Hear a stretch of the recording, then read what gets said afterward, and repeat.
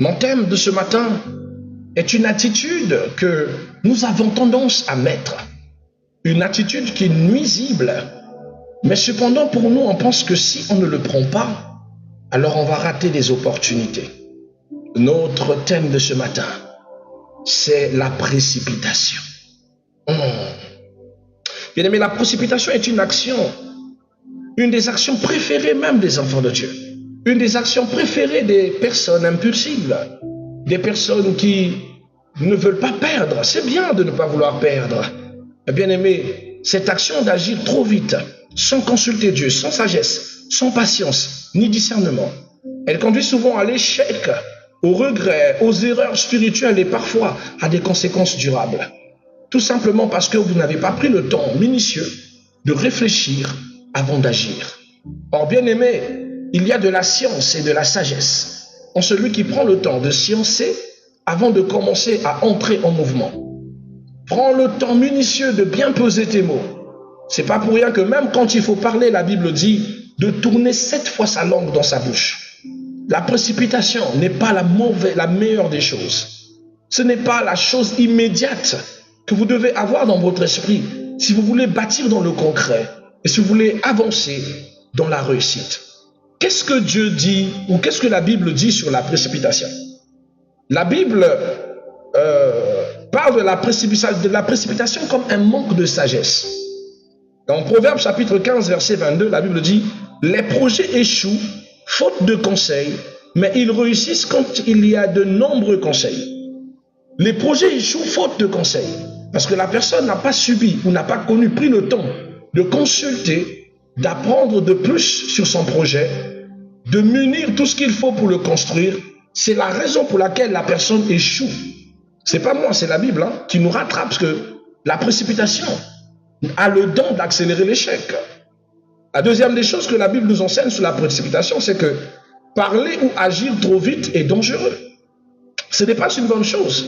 Proverbe 12, verset 18 dit « Celui qui parle à la légère blesse, comme une épée, mais la langue des sages guérit. » Celui qui parle à la légère, c'est-à-dire que c'est la personne qui est juste vif d'esprit, qui parle sans réfléchir, qui parle sans se retenir, mais sans mettre de la réflexion.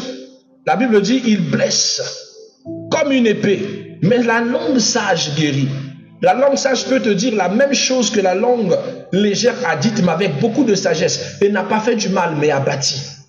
Voilà pourquoi, bien aimé, il y a des personnes, lorsqu'ils vous conseillent, peuvent vous dire des choses très dures, mais parce qu'ils savent le dire avec sagesse, qu'ils vous apprennent quelque chose et bâtit dans votre esprit une attitude pour ne plus recommencer. Tandis qu'il y a des gens que lorsqu'ils vont vous reprocher, disent tellement des choses blessant avec l'ocacité, et ça va vous faire du mal au point que vous soyez frustré. Vous n'allez pas aimer son conseil. Vous allez penser que cette personne vient avec de mauvaises choses. Mais pourtant, son conseil était bien. Deux fois, vous avez envie de dire de la vérité à quelqu'un. Mais parce que vous avez laissé l'impulsivité conduire votre langage, elle vous a poussé à dire des choses avec précipitation qui vont gâcher votre image. Vous avez dit la vérité, mais vous avez fait du mal. Vous n'avez rien construit. Tandis que ce que vous dites avec sagesse, ce que vous avez pris du temps à préparer, bien aimé, permet à la personne de se rendre compte par la sagesse qu'il s'est mal agi et qu'il doit s'arranger. Voilà pourquoi, bien aimé, celui qui parle sous la colère est un insensé.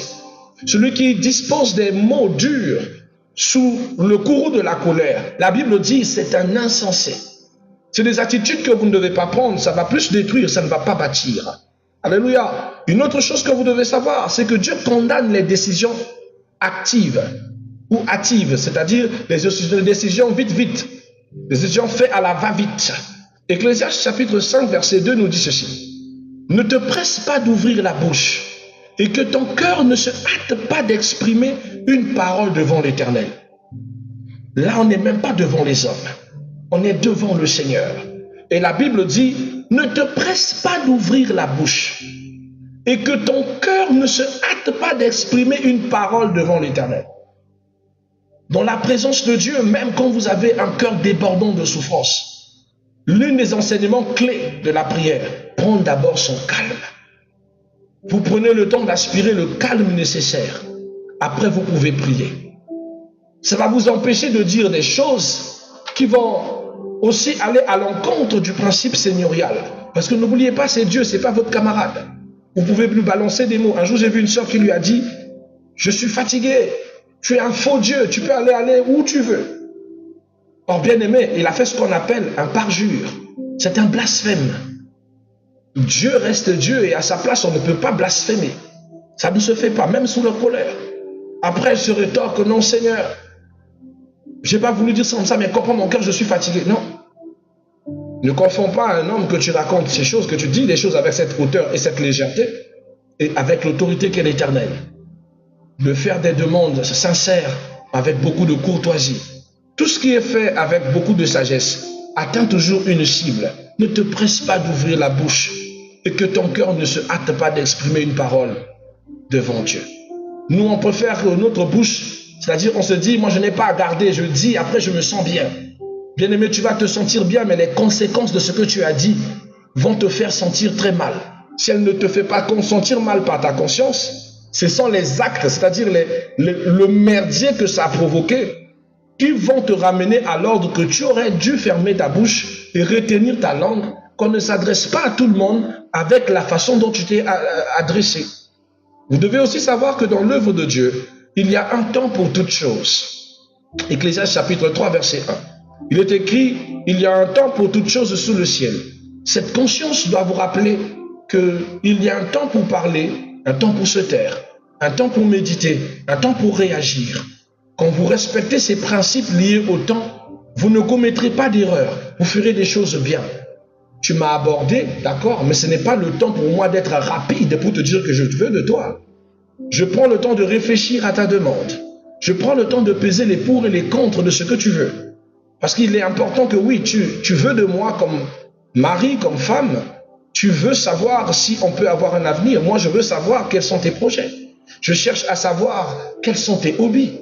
Je veux savoir en quoi tu te lances. Je ne me précipite pas à te dire oui, parce que nous avons déjà parlé de la loi de l'assentiment. Une chose que vous devez éviter, c'est de dire oui bêtement. Réfléchissez.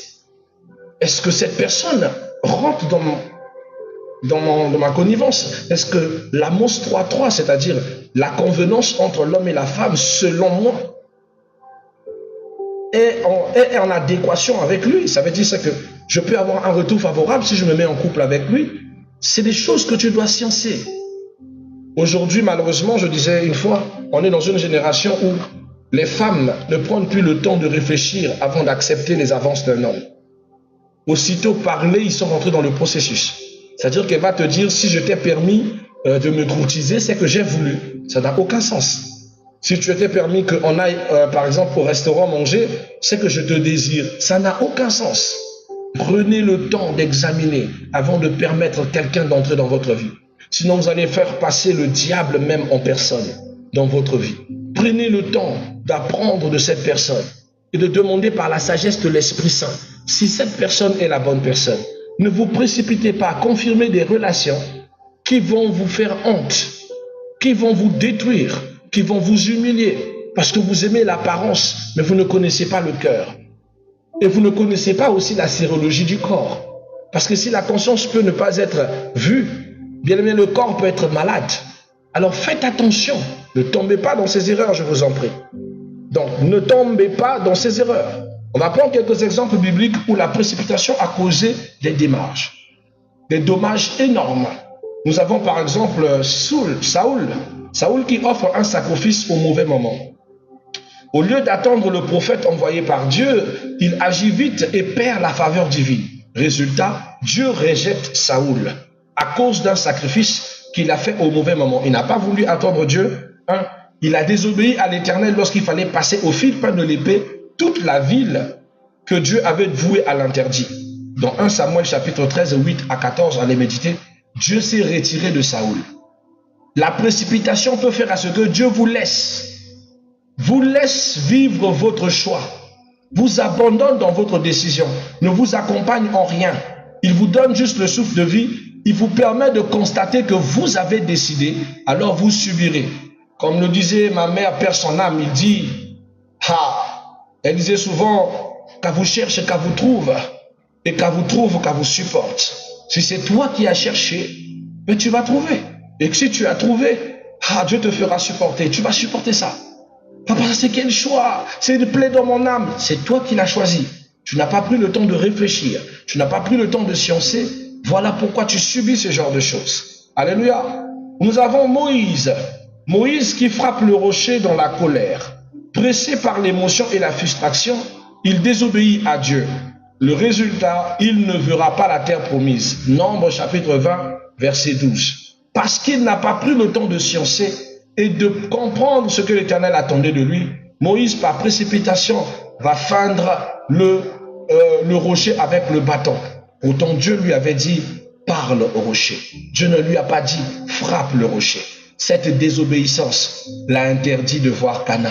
Combien de fois Dieu t'a ravi la terre promise?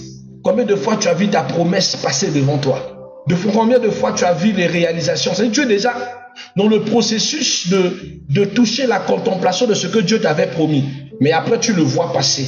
Tu pleures, tu dis, Seigneur, mais tu m'avais promis ça. Mais pourquoi je suis déjà arrivé à la fin pour saisir et je le vois passer? Mais tu as oublié que tu as désobéi à Dieu. Tu as oublié que tu avais agi avec précipitation. Tu as oublié que tu as fait certaines choses, pas comme Dieu le voulait. Maintenant, la sentence, c'est que tu vois ta terre promise passer devant toi. Chaque chrétien a déjà expérimenté ça. Un désagrément, je vous assure. Moi-même, personnellement, je l'ai déjà expérimenté. C'est désagréable.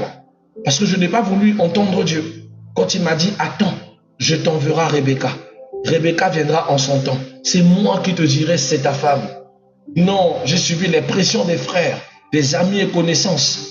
Et les faux prophètes qui venaient me dire, un tel c'est ta femme, suis ce chemin, ne reste pas seul, tu es un serviteur de Dieu, grand serviteur sans femme. On m'humiliait tellement trop que je me suis précipité à aller prendre quelqu'un.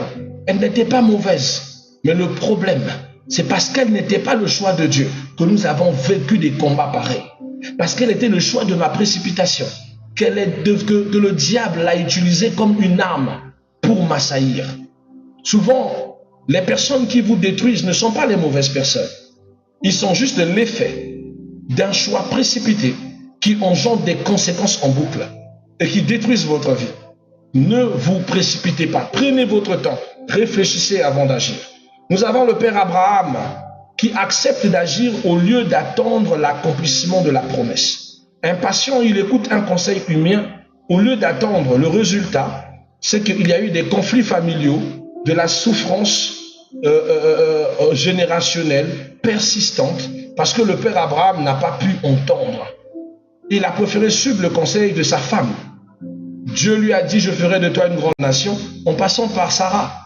Mais sa femme lui dit, non, tu ne peux pas rester comme ça, tu es déjà vieux, si tu restes comme ça, tu n'auras pas de progéniture. Bon, attends, moi-même, ça me fait mal, mais je te donne d'abord Agar, tu vas prendre Agar, tu vas l'enceinte comme ça, tu auras des enfants. C'est pas ce que Dieu avait dit. C'est à cause de la têtutesse ou de l'impulsivité d'Abraham, de cette erreur, qu'aujourd'hui ces deux peuples se battent jusqu'à aujourd'hui. Les Ismaélites et les Israélites. Les Muslimines et Israël. Ce combat-là n'a pas commencé aujourd'hui. Ce trouble générationnel est une malédiction de la parole. Vous voyez comment est-ce que la précipitation peut emmener plus de mal dans votre vie? Parce que vous n'avez pas voulu attendre, vous n'avez pas voulu faire bien les choses, soi-disant parce que vous ne voulez pas rater l'opportunité, mais ça vous a donné l'opportunité d'entrer dans votre propre destruction. Quelles sont les causes profondes de la précipitation? Les causes profondes de la précipitation. La précipitation va créer un manque de patience en vous. La précipitation est causée par un manque de patience. Parce qu'on a du mal à attendre, alors la précipitation va engendrer en nous le refus d'attendre le temps de Dieu et les conséquences que nous avons citées. Une autre cause de la précipitation, c'est la panique. Souvent par panique, on se dit, est-ce que je saisis ou je ne saisis pas? Je prends ou je ne prends pas? Je gère cette opportunité ou pas? Je m'en souviens, j'avais une sœur qui m'a dit, papa, il y a un bien-aimé depuis l'Italie qui veut de moi. Il compte venir voir mes parents, mais moi je ne sais pas si je dois l'accepter. En même temps, j'ai un frère ici au Cameroun qui m'a dit qu'il veut de moi aussi, que très bientôt il veut rencontrer mes parents. Je suis sidéré par le choix de commettre une maladresse. Qu'est-ce que je dois faire? Je lui ai dit, rentrons dans la prière. Nous sommes rentrés dans la prière et l'Éternel me dit, ni l'un ni l'autre. Je dis, ah Seigneur, c'est fort ça. Elle dit, mais ni l'un ni l'autre. Elle-même, elle fait un rêve. Elle fait un rêve où deux personnes viennent l'emmener des assiettes, mais des assiettes vides. Il vient avec des assiettes vides et chacun d'entre eux casse ses assiettes devant ses pieds. Je le dis, c'est clair. Aucun d'entre eux n'est un bon choix. Ne prends pas ce choix. L'Éternel t'a montré, ainsi que Dieu me l'a dit, ni l'un ni l'autre. Ce ne sont pas des choix que tu dois prendre. On s'est entendu avec la sœur. Elle m'a entendu, elle m'a écouté, mais malheureusement, elle n'a pas obéi. Elle va se mettre à réfléchir par elle-même. Elle est allée voir je ne sais qui lui a dit, ma sœur, toi tu ne veux pas aller à Meng, donc tu veux rater Meng comme ça. Un Mbenguiste arrive avec un Camerounais, toi tu veux choisir le Camerounais. Ou tu vas laisser le Mbenguiste passer. Toi tu ne veux pas quitter le pays là. Dans le pays, si ça t'intéresse, pendant que tu dois quitter ici. C'est comme ça qu'elle est tombée dans ce piège. Elle va accepter le Mbenguiste. Et c'est comme ça que le monsieur va venir. Il va faire les premières choses essentielles. Rencontrer les parents, établir les bases. Tout le monde va savoir que c'est lui, le monsieur qui doit l'épouser. Son nom est partout, les affiches se sont faites. Le jour du mariage, le monsieur n'est pas venu. Ni un représentant du membre de sa famille. Or, le jour du mariage même, avec le Mbenguiste est allé épouser une autre fille. Une autre fille qui est issue de la tribu des Bamileke. Il lui a laissé ce que chez nous on appelle au Congo Zeï. Personne, ni sa famille. Les gens ont dépensé, les gens sont venus, on lui a laissé là. C'est ça l'assiette qui se casse sans résultat. Et la fille était perdue. On l'appelle, il ne répond pas. Mais sur les réseaux sociaux, les gens voient comment est-ce qu'il est en train de faire son mariage et tout. Et quand la fille se connecte le soir, estomaquée de ne pas avoir vu le mari, que le mariage a été gâché, la honte des gens du quartier, la façon que les gens lui ont fait ça bien, c'est-à-dire que les critiques, elle se connecte, elle voit le monsieur s'est marié le même jour, mais ce n'était pas avec elle. Elle a pleuré les larmes du corps. Au lieu de prendre cet échec avec considération, elle se dit, bon, je vais me tourner auprès du Camerounais, celui qui m'aimait aussi, qui était ici. Le monsieur Camerounais lui dit, ah, moi je t'ai aimé, j'ai entendu que tu as voulu te marier. Il dit, non, il y avait quelqu'un qui m'a proposé, mais qui n'a pas atteint le but. Il dit, bon, c'est pas grave, moi je t'aime toujours, on peut continuer notre chemin. Il se met avec le jeune Camerounais, le jeune Camerounais m'a l'enceinte. Il l'enceinte, la fille retourne chez le monsieur lui dit, moi je t'enceinte, tu avais quoi avec moi? Oh non, c'est pas ma grossesse. Elle traite cette fille de chat. Le chat, ça signifie que tu es la femme de tout le monde. Tu ne peux pas venir me donner la malchance là. Ce n'est pas ma grossesse, toi tu es le chat. C'est la plus pire insulte qu'on peut donner à une femme. Elle a été traitée de chat. Le monsieur a refusé la paternité de cet enfant. Ne l'a jamais épousé. N'est jamais venu voir ses enfants et ses parents. Deuxième assiette qui se casse. Elle me laisse un message, papa, tu avais raison, j'aurais pas dû tenter ces aventures, mais j'avais peur de rater l'opportunité. Voilà, je me suis précipité. Qui a engendré quoi? L'échec, la souffrance et aussi la malédiction. Tu te retrouves avec un enfant. L'enfant, c'est une grâce. Mais un enfant qui va naître, dont il ne saura jamais s'il a un père, car le père le réunit. Et le père appelle sa mère le chat, c'est-à-dire la prostituée. Est-ce que c'est normal? Bien-aimés, ne vous précipitez pas. Ce n'est pas parce que quelqu'un dit qu'il veut de vous que ses vraies intentions, c'est de vouloir de vous jusqu'au mariage. Il y a des gens qui veulent de vous, mais des fois à cause de ce que vous avez à donner, votre temps, votre corps, votre beauté, votre affabilité, mais pas le mariage, pas le sérieux, pas le durable. Donc prenez le temps de sonder la personne. Prenez le temps de voir jusqu'à où cette personne veut aller. Demandez la sagesse de l'Esprit de Dieu avant d'agir. Vous voulez changer d'optique? Réfléchissez. Demandez le chemin de Dieu. Vous voulez quitter un endroit, même quitter une parcelle. Je suis harcelé là où je vis, par des scènes bizarres, par des batailles, par des problèmes électriques. J'ai envie de quitter. Mais quand je demande à mon Dieu, il ne parle pas, il est tranquille. Parce qu'en réalité, lorsque j'ai demandé le chemin de chercher une parcelle là où je dois vivre et habiter, il a choisi, il a dit c'est ici que tu viendras. Je suis donc dans son choix. Mais à cause de ces réalités, je veux quitter son choix. Vous comprenez? À deux fois, demander à Dieu. Et comme je sais que je ne peux pas quitter ici sans lui, sans sa décision, alors je reste. Parce que tant qu'il me bénit pour payer cette maison, sa volonté demeure. Je ne peux qu'obéir. Cherchez la volonté de Dieu. Demandez son chemin. Ne faites pas les choses par précipitation parce que vous ne ressentez plus une chose. Vous pouvez abandonner un endroit qui vous bénit pour aller dans un endroit qui va vous détruire.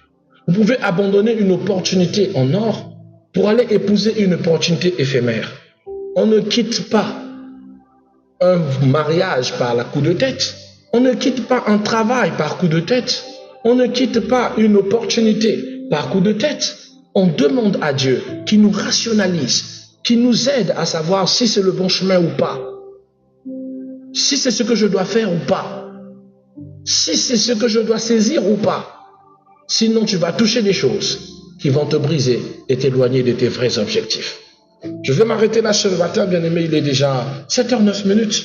Laissez que l'amour de Dieu vous bénisse, mes bien-aimés. Convenablement, je rappelle cette bonne parole d'Ésaïe chapitre 40, 31 qui dit « Mais ceux qui se confient en l'Éternel renouvellent leur force. Ils marchent et ne se fatiguent point. Ceux qui se confient en l'Éternel, ils renouvellent leur force. Ils marchent et ne se fatiguent pas parce qu'ils se sont confiés dans l'Éternel. » Je vous en prie, ne tombez pas dans ce piège de la précipitation qui a trop de dangers. Les dangers de la précipitation, elle va vous sortir de la volonté de Dieu. Vous allez perdre des grâces et des opportunités préparées par Dieu. Ils vont ouvrir des portes à l'erreur ou à l'ennemi spirituel. Elles vont vous pousser à agir avec la chair au lieu d'agir avec l'esprit. Ça va travailler dans l'effort humain au lieu de travailler dans la direction divine. Et c'est comme ça que vous ne pourrez pas aller dans votre but. Ésaïe 28, 16 dit, celui qui croit ne se hâte point. Celui qui croit ne se hâte point. Je change le mot. Celui qui croit ne se précipite pas. Il sait, alors il prend patience. Il sait, il agit selon le temps. Il sait, il avance calmement. Vous n'avez pas besoin de courir. Vous ne courez avec personne. Vous ne faites la course avec personne. Calmez-vous, calmez-vous. Alors, pour se séparer, quels sont les signes d'une personne qui agit sous la précipitation? Comment savoir que vous êtes en train d'aller un peu trop vite au goût de l'Éternel ou au goût du temps, au goût des œuvres que le Seigneur a prévues?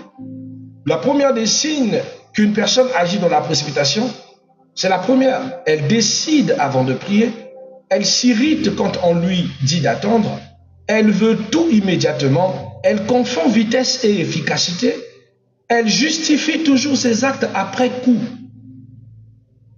Ce sont des signes qui démontrent que vous avez un problème de précipitation. Ne décidez pas avant de prier. Prenez le temps, méditez. Ça va vous aider de savoir si vous êtes dans le bon chemin ou pas. Alléluia. Comment vaincre la précipitation? Consultez Dieu avant toute chose. Demandez à Dieu. Appuyez-vous sur ce principe de Proverbe 3, 5 à 6 qui nous dit ne t'appuie pas sur ta propre intelligence, mais reconnais Dieu dans toutes tes voies, il aplanira tes chantiers. Développez la patience comme fruit de l'esprit. Galates chapitre 5, verset 22. Seigneur, apprends-moi à être patient. Seigneur, apprends-moi à attendre les bonnes choses selon ton temps. Petit C, attendre les instructions au lieu d'agir impulsivement. Habakkuk chapitre 2 verset 1 nous dit « Je me tiens à mon poste, je veille et j'attends ». Apprenez à attendre, vous allez avoir de bons résultats. Mais si vous n'êtes pas dans la patience, vous allez rater le choix de Dieu ou les opportunités de Dieu par précipitation. Notre petit B, croire au timing de Dieu. Ayez toujours conscience que le temps de Dieu existe. Et le temps de Dieu est la chose que vous devez attendre. C'est le top des tops. L'Éternel, dans le livre de Exode 14, 14 nous dit, l'Éternel combattra pour vous et vous garderez silence. Il combattra, mais vous gardez silence. Il combattra, mais toi garde silence. Il combattra, je t'en prie, garde silence. Il va combattre pour toi. Ma sœur, mon frère, s'il te plaît, garde silence. Laisse-le faire. Il le fera pour toi. Alléluia. Donc, pour ne pas prendre assez de votre temps, on va s'arrêter là. Je vous aime beaucoup. C'était prière et partage. Votre moment de prière et de partage, c'était un réel plaisir de partager ces instants avec vous. Ces petits enseignements qui sont là pour nous booster et surtout pour nous pousser à faire très attention. Ne soyez pas des gens qui vivent sur précipitation. Soyez patients. Prenez le temps avant d'agir. Cogitez.